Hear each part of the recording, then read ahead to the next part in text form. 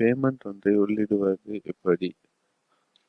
General என்பதை தெரிவு செய்ய வேண்டும். ஜெனரல் அக்கவுண்ட் என்பதை தெரிவு செய்து அதன் கீழ் சப்மெனு பேமெண்ட் என்பதை தெரிவு செய்ய வேண்டும்.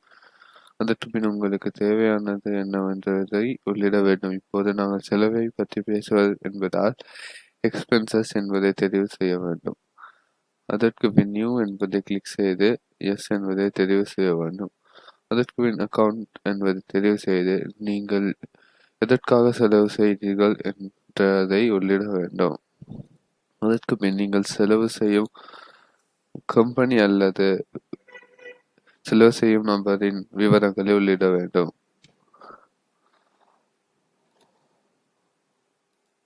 அதற்கு பின் கேஷ்புக் என்பதை செலக்ட் செய்து பிஏ கேஷ்புக் என்பதை உள்ளிட வேண்டும். அதற்கு எவ்வளவு ரூபாய் செலவழிக்கிறீர்கள் என்பதை உள்ளிட வேண்டும். அதற்கு பின் சேவ் என்பதை தெரிவு செய்து எஸ் என்பதை தெரிவு செய்ய வேண்டும்.